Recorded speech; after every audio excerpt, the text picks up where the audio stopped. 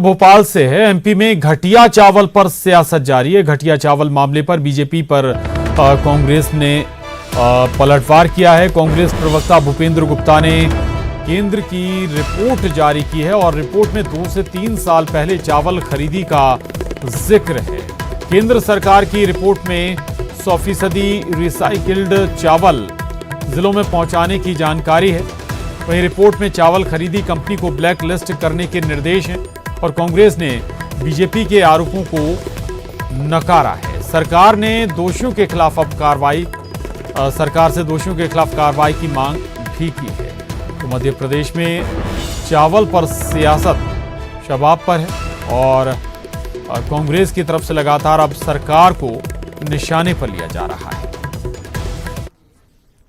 Bharatiya Janata party का काला चेहरा और उसकी घिनौनी करतूतें जनता के सामने उजागर हो गई हैं। सरकार इस झूठ को प्रचारित कर रही है कि ये चावल कमलनाथ जी की सरकार के समय खरीदा गया। वो इस झूठ को प्रचारित करने के लिए एक और बड़ा झूठ बोल रही है कि उनके पास ऐसे इंटेलिजेंस इनपुट थे।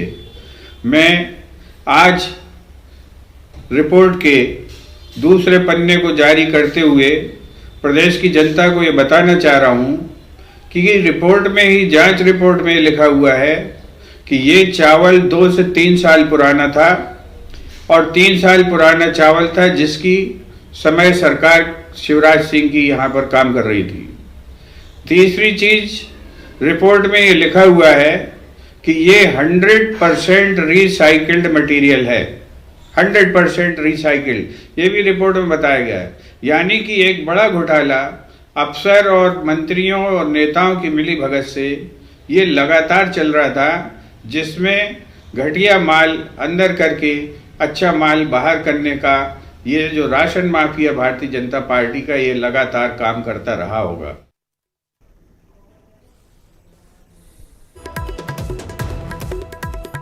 तो ये रिपोर्ट जारी की है, रिपोर्ट सामने रखी है भूपेंद्र गुप्ता ने केंद्र की और उसके आधार पर भूपेंद्र गुप्ता ये दावा कर रहे हैं कि ये दरअसल पूरा मामला है।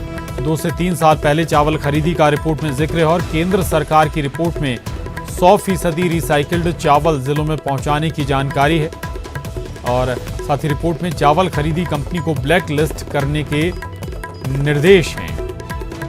तो आरोप प्रत्यारोपों का दौर लगातार चल रहा है। रजनीश अग्रवाल जी बीजेपी से हमारे साथ जुड़ गए। रजनीश जी, भूपेंद्र गुप्ता जी ने रिपोर्ट जारी की है जो केंद्र की रिपोर्ट है और उनके हिसाब से रिपोर्ट में 2 से 3 साल पहले चावल खरीदी का जिक्र है और अगर ये 2 से 3 साल पहले चावल खरीदी हुई है तो फिर उस दौरान आपकी सरकार थी।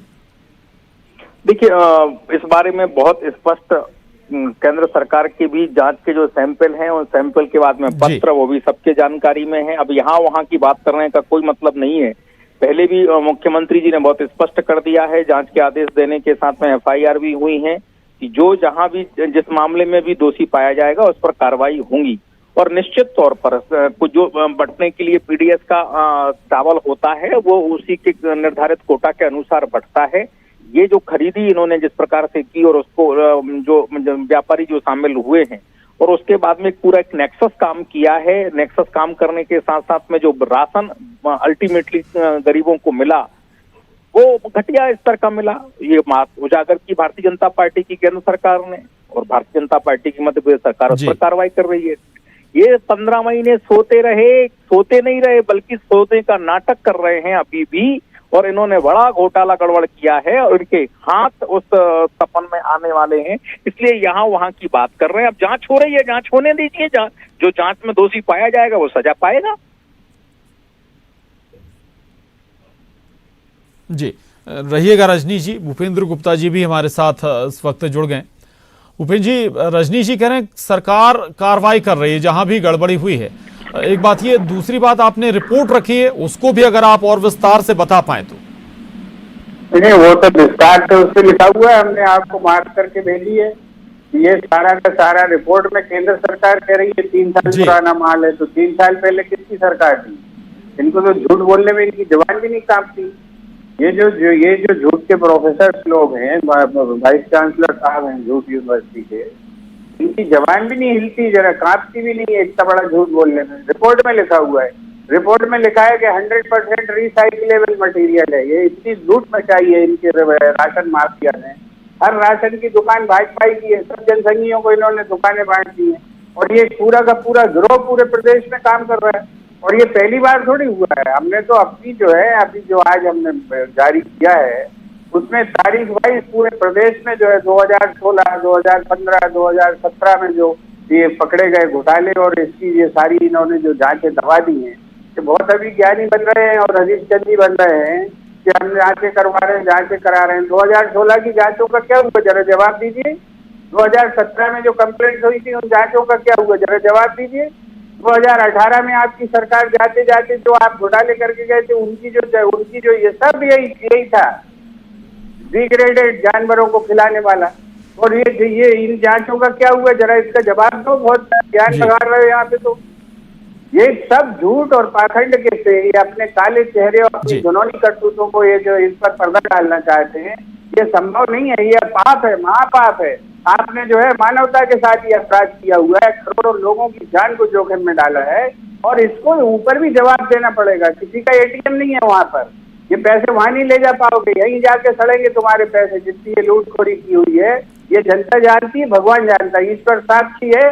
इससे बड़ा पाप कुछ नहीं हो सकता और इस पाप के भागीदार हैं ये लोग। जी ठीक है, जवाब ले लीजिए। रजनी जी सुन रहे होंगे आप पूरी बात भूपेंद्र गुप्ता जी की। वो कह रहे हैं पिछले कुछ मामलों का भी जिक्र कर रहे हैं कि उनका भी अभी जांच का कोई नतीजा नहीं आया या फिर जांच हुई ही नहीं। प्रशांत जी मैंने सुनी, पूरी बात सुनी। 15 महीने ये सरकार में बैठे हैं, कोई नई नवेली बात तो है नहीं। 15 महीने सरकार में बैठे हैं। ये 15 महीने में इन्होंने एक FIR भी, अगर दोषी अगर भारतीय जनता पार्टी का कोई मंत्री, कोई शासन में बैठा नेता भारतीय जनता पार्टी का या हमारे और कोई व्यक्ति जुड़े हुए रहे, एक सिंगल किसी मामले में FIR तक नहीं है, जांच भी नहीं है किसी के खिलाफ में। 15 महीने में अगर मामला ऐसा है जिस प्रकार की कहानी कहते हैं, आरोप लगाने में माहिर ये लोग, झूठ बोलने में माहिर। ये तो तुम्हारी रिपोर्ट बता रही है, रिपोर्ट बता रही है। ये तुम्हारे जो सोचों का चेहरा है वो तो ये रिपोर्ट बता रही है। रिपोर्ट को पढ़ लो, रिपोर्ट पढ़ लो भाई, श्रीमती सोनिया रिपोर्ट पढ़ लो, रिपोर्ट पढ़ लो, रिपोर्ट पढ़ लो। ये चोरों के शहंशाह का पूरा चेहरा लिखा हुआ है नीचे से ऊपर तक। अरे भाई नीचे से, अभी तुम्हारा काला चेहरा उस रिपोर्ट में ही लिखा हुआ है। में क्या ये रिपोर्ट में ही लिखा 15 महीने ये नींद में थे या नशे में थे? 15 महीने ये नींद में थे या नशे में थे? गोरखधंधा की जिस प्रकार से चलाया इन्होंने वो एक्सपोर्ट हो रहा है तो दर्द हो रहा है। मैंने कहा सिडनी का पुल का मामला हो, चाहे राशन वितरण खरीदी का मामला हो, चाहे दीगर दूसरे मामले हो, सरकार को तो भाजपा की सरकार को इन 15 महीनों के मामलों की जांच करना चाहिए। कहाँ कहाँ कमलनाथ जी की कांग्रेस सरकार ने गड़बड़ घोटाले किए हैं, अनियमितताएं की हैं, एक्सपोज करना चाहिए इनको पकड़ पकड़ के। क्यों गुणवत्ता के मामले में समझौता करके इन्होंने जान जोखिम में डालने का काम किया हो। ठीक है, घटिया स्तर का राशन वितरण का भूपेंद्र जी, रजनी जी पकड़े गए हैं। मध्य प्रदेश के जी ठीक है। अनुराग हमारे साथ जुड़ गए, हमारे संवाददाता। अनुराग, चूंकि चावल को लेकर दावा है कि जांच भी हो रही है, सरकार एक्शन भी ले रही है, दिख भी रहा है, लेकिन आज एक जो रिपोर्ट है केंद्र की वो भूपेंद्र गुप्ता जी ने जारी की है। हालांकि कुछ बातें उन्होंने उसमें हाईलाइट करके भेजी भी हैं, लेकिन और क्या है इस रिपोर्ट में, थोड़ा सा और अगर डिस्क्राइब कर सकें अनुराग। देखिए प्रशांत, जो केंद्र सरकार की रिपोर्ट है उसी के बाद ये खुलासा हुआ था कि मंडला और बालाघाट आदिवासी जिलों में जो चावल बांटा गया वो पोल्ट्री ग्रेड का चावल था, यानी कि वो जानवरों के खाने लायक चावल था। लेकिन अब रिपोर्ट के जो दूसरे पन्ने हैं वो इस बात को जाहिर कर रहे हैं कि दूसरे राज्यों से जो चावल की खरीदी हुई है वो 100% रिसाइकिल थी, यानी कि पुराने चावल को, घटिया चावल को रिसाइकिल करके राशन की दुकानों तक पहुंचाने का काम किया जा रहा था। लेकिन इस पूरे मामले का खुलासा तब हुआ है जब केंद्र सरकार की टीम ने सैंपल लिए और जब उसको दिल्ली की लैब में टेस्ट कराया गया तब इस मामले की सच्चाई निकलकर सामने आई। लेकिन सबसे बड़ी बात है कि हर जिले में एक फूड कंट्रोलर होता है जिसके इस बात की जिम्मेदारी होती है कि वो जो राशन दुकानों पे अनाज बट रहा है या फिर जो भी सामग्री का वितरण होता है उसकी क्वालिटी की वो जांच करते हैं। तो इतने सालों से या इतने लंबे समय से इस तरीके से कोई खेल चल रहा था तो फूड कंट्रोलर क्या कर रहे थे, जिला स्तर पर जो अधिकारी नियुक्त होते हैं वो क्या कर रहे थे, उनकी कार्यशैली भी सवालों के घेरे में। और सबसे बड़ी बात है कि जिस एजेंसी के जरिए ये खरीदी हुई है, क्योंकि केंद्र सरकार ने अपनी रिपोर्ट में इस बात का भी जिक्र किया है कि जिन कंपनियों के थ्रू इस चावल की खरीदी हुई है उनको ब्लैक लिस्टेड भी किया जाना चाहिए और साथ ही खरीदी से लेकर मिलर्स के पास से होते हुए राशन दुकानों तक चावल जो पहुंचाने की प्रक्रिया उसमें बीच में जहां पर भी घालमेल हुआ है वो भी जांच के दायरे में लाना चाहिए और उन सब के खिलाफ कार्रवाई होना चाहिए जो ऊपर से लेकर नीचे तक इस पूरे मामले को लेकर दोषी हैं। तो कुल मिलाकर केंद्र सरकार ने अपनी रिपोर्ट में साफ कर दिया है कि ये मानव स्वास्थ्य के साथ जांच चल रही है। हालांकि अनुराग, चूंकि अब जांच में क्या निकलता है ये वक्त के साथ साफ भी हो जाएगा। शुक्रिया अनुराग आपका। भूपेंद्र जी बात करने के लिए आपका भी धन्यवाद। रजनीश जी आपका भी शुक्रिया। और आगे बढ़ते हैं। अब खबर भिंड से है जहां कांग्रेस का नदी बचाओ सत्याग्रह नदी बचाओ पद यात्रा शुरू हो गई है। पूर्व मंत्री गोविंद सिंह समेत सैकड़ों कार्यकर्ता इस पद यात्रा में शामिल हुए हैं। पूर्व मंत्री माफ कीजिएगा पूर्व नेता प्रतिपक्ष अजय सिंह भी इस पद यात्रा में शामिल हैं। 11 सितंबर तक ये पद यात्रा चलेगी। तो भिंड से खबर है कांग्रेस की नदी बचाओ सत्याग्रह शुरू हो गया है। नदी बचाओ पद यात्रा शुरू हो गई है और पूर्व मंत्री गोविंद सिंह समेत सैकड़ों कार्यकर्ता इसमें शामिल हैं। खबर भोपाल से है। इछावर में किसान खुदकुशी मामले पर मंत्री सारंग का बयान आया है। खुदकुशी के कारणों का अभी तक पता नहीं चला है। कांग्रेस पर सारंग ने निशाना साधा है। कांग्रेस ने किसानों की समस्या पर ध्यान नहीं दिया। तो मंत्री विश्वास सारंग ने इछावर में किसान के खुदकुशी मामले पर अपनी प्रतिक्रिया दी है। मंत्री विश्वास सारंग कह रहे हैं कि खुदकुशी के कारणों का अभी तक पता नहीं चल पाया है। वहीं कांग्रेस पर निशाना साधते हुए विश्वास सारंग ने कहा कि कांग्रेस ने किसानों की समस्या पर ध्यान नहीं दिया।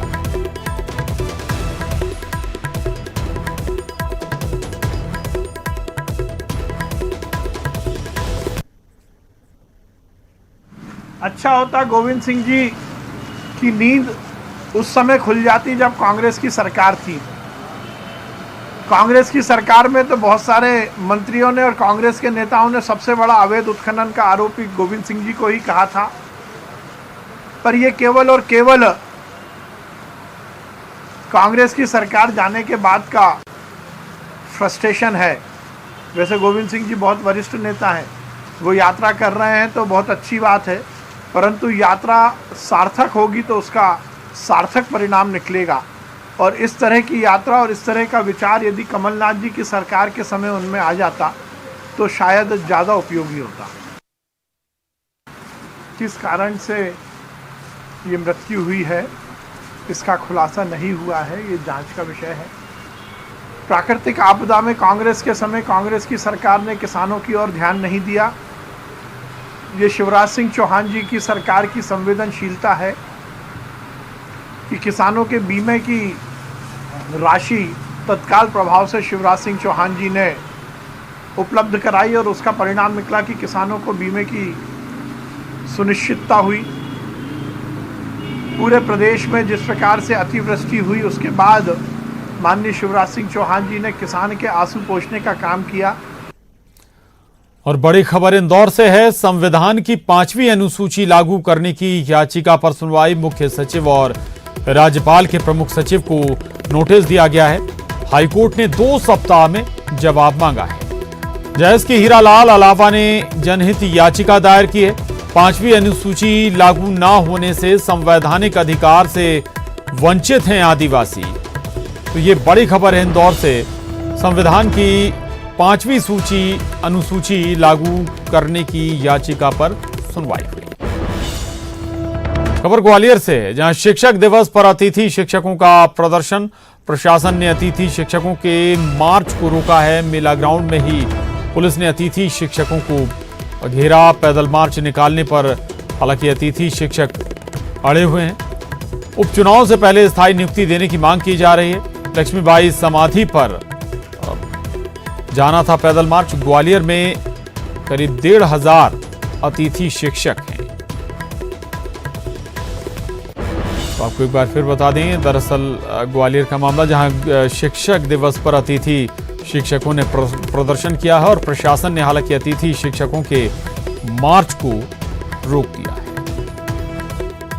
शिक्षक मेला ग्राउंड में एकत्रित होकर पैदल मार्च निकाल रहे थे। यहाँ से रानी लक्ष्मीबाई स्टैच्यू के मैदान में पहुँचने वाले थे, परंतु प्रशासन हमारी ऊपर सख्त है। यहाँ से हमें बिल्कुल नहीं निकलने दे रहा है। अगर प्रशासन हमसे कह रहा है कि अगर आप यहाँ से जाते हो तो हम आपके ऊपर सख्त कार्रवाई करेंगे। अगर ऐसी स्थिति बनती है तो मैं कहना चाहूँगा कि मध्य प्रदेश के मुखिया शिवराज जी से कि हमारे पक्ष में उपचुनाव से पहले कम से कम 12 माह का। और सुशील कौशिक हमारे साथ जुड़ गए हैं और जानकारी के साथ। सुशील, करीब 1,500 अतिथि शिक्षक हैं ग्वालियर में। प्रदर्शन इनके जरिए किया गया है उपचुनाव से पहले दबाव बनाने की कोशिश। अतिथि शिक्षकों ने अपनी मांग उठाई थी और सिंधिया ने भी इन्हें आश्वासन दिया था। उसके बाद आज इनका यहाँ एक मार्च निकालने का कार्यक्रम था। फूलबाग स्थित रानी लक्ष्मीबाई की समाधि स्थल तक ये मेला ग्राउंड से जाने वाले थे, लेकिन प्रशासन ने इन्हें मेला ग्राउंड में ही कवर कर लिया और करीब 500 से ज्यादा पुलिस बल के जवान यहाँ पहुंच गए थे, जिसके चलते इनका जो प्रदर्शन है वो मार्च जो है वो नहीं निकल पाया। और यही मेला ग्राउंड पे ही अभी थोड़ी देर पहले एसडीएम ने इनसे ज्ञापन लिया है और इन लोगों ने सरकार के नाम अपना ज्ञापन दिया है और जल्द ही अपनी पदस्थापना करने की इन लोगों ने मांग की है। उपचुनाव से पहले सरकार को ये भी इन्होंने चेताया कि उपचुनाव से पहले अगर उनकी पदस्थापना होती है तो ठीक है, अन्यथा वो उपचुनाव के दौरान जो है चुनाव का बहिष्कार करेंगे और खिलाफत जरूर करेंगे। जी, शुक्रिया सुशील आपका इस जानकारी के लिए। और यहां रुक रहे हैं एक छोटे से ब्रेक के लिए, फौरन लौटेंगे।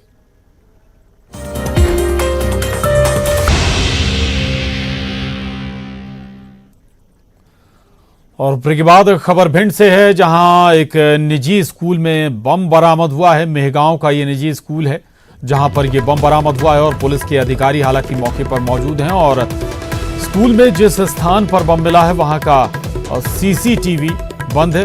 बम के पास एक चिट्ठी भी बरामद हुई है। इसी चिट्ठी के आधार पर अब पुलिस ने मामले की जांच शुरू कर दी है। तो भिंड के मेहगांव का निजी स्कूल है। अनिल शर्मा हमारे साथ जुड़ गए हैं। अनिल, क्या जानकारी अभी तक लग पाई, कैसे ये बम इस स्कूल में पहुंचा, चिट्ठी में क्या है? और किसान जी बताओ, चिट्ठी में जो लिखा गया है उसमें लिखा स्कूल संचालक का उल्लेख की बदनाम का उल्लेख किया गया है। कहा आप अपने आप को बचा सकते हो तो बचा लो, और खुदा आप इस शब्द का इस्तेमाल किया गया है। इससे कयास लगाया सकता है किसी की शरारत है और धमकाने की शरारत है। जो बम दस्ता पहुंचा है वो अंदर बम की जांच कर रहा है, वह किसी को जाने नहीं दिया जा रहा। संभवतः ये नकली बम हो सकता है। जी, शुक्रिया अनिल आपका बस पूरी जानकारी के लिए, धन्यवाद।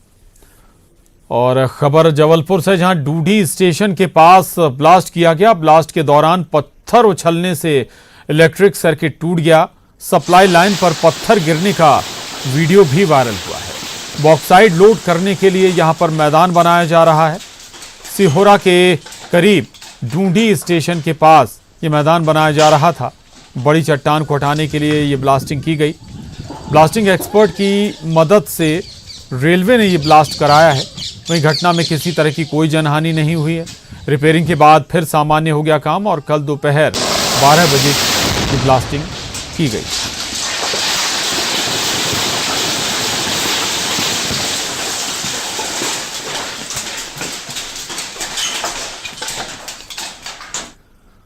आज शिक्षक दिवस है। सीएम शिवराज सिंह चौहान ने भोपाल के मॉडल स्कूल से पढ़ाई की थी और इस स्कूल में पहली बार सीएम ने छात्र संघ का चुनाव भी लड़ा था। मॉडल स्कूल की प्रिंसिपल का कहना है कि शिवराज सिंह चौहान बचपन से ही मेधावी थे। आज हम आपको एक ऐसे शिक्षक से मिलवाने जा रहे हैं जो मुख्यमंत्री शिवराज सिंह चौहान के गुरु रहे हैं। इन्होंने ना सिर्फ मुख्यमंत्री शिवराज सिंह चौहान के व्यक्तित्व को निखारा है, बल्कि मुख्यमंत्री शिवराज सिंह चौहान के साथ ही दूसरी राजनीतिक हस्तियों और प्रशासनिक अधिकारियों के व्यक्तित्व को भी संवारा है। मॉडल स्कूल में प्रिंसिपल रहे केसी जैन मुख्यमंत्री शिवराज सिंह चौहान के गुरु रहे। इन्होंने ना सिर्फ मुख्यमंत्री की शरारतों को देखा है, बल्कि उनके अंदर किस तरह की नेतृत्व क्वालिटी रही है उसको भी इन्होंने देखा। इस वक्त हमारे साथ शिक्षक केसी जैन है, उन्हीं से जानेंगे। सर, मुख्यमंत्री आज पूरे मध्य प्रदेश की कमान संभाल रहे हैं, लेकिन उनको आपने पढ़ाया है, तो कैसे थे, कैसा उनका व्यक्तित्व था, कैसे पता चला कि ये जो व्यक्ति है बड़े होकर मध्य प्रदेश की कमान संभालेंगे? देखिए, अब शिवराज सिंह के बारे में मैं आपको क्या कहूँ। एक कहावत है कि जैसे पूत के लक्षण पलने में ही दिख जाते हैं, बस ये कहावत शिवराज जी के ऊपर चरितार्थ होती है। और जब ये स्कूल में आए, वास्तव में उस समय पूरे टीचर्स ने ये देखा, ये समझा कि इनमें किसी भी गलत चीज़ को सहन करने की जो कैपेसिटी है वो नहीं, गलत चीज़ को ये सहन कर ही नहीं सकते हैं। ये विशेष बात जो है ना शिवराज सिंह के अंदर सब लोगों ने देखी, और लीडरशिप की क्वालिटी भी उसी समय लोगों को नज़र में आई। वैसे इन्होंने कभी, जैसे छात्र संघ का इलेक्शन है, शिवराज जी ने कभी नहीं कहा कि जो है ना मुझे अध्यक्ष बनना है या किसी और पद पर रहना है। बच्चे इतने चाहने लगे थे इनके आने के बाद में कि सब लोगों ने कहा कि अध्यक्ष तो आप ही बनेंगे, आपको ही बनना है। ये तो हो गई किस तरह से वो चुनाव लड़े, कैसे छात्रों के भी वो प्रिय थे, मतलब अपने संघ जो साथी थे उनके प्रिय थे। लेकिन क्या कभी उनको डांट भी पड़ी, आपने उनको पिटाई विटाई भी लगाई है? क्या कभी वो शरारतें करे या कुछ मस्ती हुई है जिसकी वजह से उनको पिटाई भी आप लोगों की पड़ी हो कभी? नहीं, एक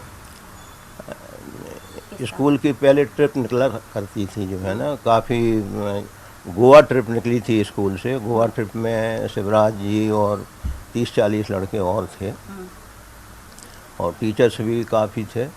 तो जब गोवा ट्रिप से लौट रहे थे तो उस समय बस में ये, अब जैसे बच्चों की आदत होती है हुड़दंग मचाना, ये वो ज़ोर ज़ोर से गाने गाना, ढपली जैसी बजाना। तो उस समय क्या है कि थोड़ा सुनसान इलाका था, सब लोगों ने मना किया कि भाई इस समय ये मस्ती करने की जगह नहीं है। अब पर बच्चे तो बच्चे हैं, नहीं माने, और ये लीडर थे तो इनके पास गए तो इनको अब उस समय जोश में 2-4 जमा दिए इनको। हाँ, फिर ये शांत हो गए। नेमावर में विद्यासागर जी महाराज वहाँ थे, हम लोग भी उनके दर्शन करने गए, और ये सांसद थे उस समय, ये भी उस समय वहाँ पहुँचे। तो मैंने तो देखा नहीं कि ये आए हैं, या किसी से मालूम भी नहीं पड़ा कि ये आए हैं, पर इन्होंने देख लिया और एकदम से आए, मेरे चरण स्पर्श किए, मैंने आशीर्वाद दिया। हमारी श्रीमती जी भी थी, उनके भी चरण स्पर्श किया, सब पूरा हाल पूछा, कैसे हैं, इतने दिनों बाद मिले सर आप, ये वो। तो ये भाव जिस आदमी के होते हैं, वास्तव में वह उसको ऊंचाइयों पर जाने से कोई नहीं रोक सकता। लोगों की भलाई करने के लिए, उनकी सुरक्षा करने के लिए जिस तरह से योजनाएं वो तैयार करते थे, वो स्कूल टाइम से ही उनकी नजर आने लगी थी। यानी एक परिपक्व व्यक्तित्व बचपन से ही शिक्षकों को मुख्यमंत्री शिवराज सिंह चौहान में नजर आता रहा है, और वो आज सबके सामने दिखाई दे रहा है। कैमरामैन अजय तंवर के साथ रंजना दुबे, न्यूज़ 18 भोपाल। और इसके साथ ही बुलेटिन में बस इतना ही। खबरों का सिलसिला लगातार जारी है।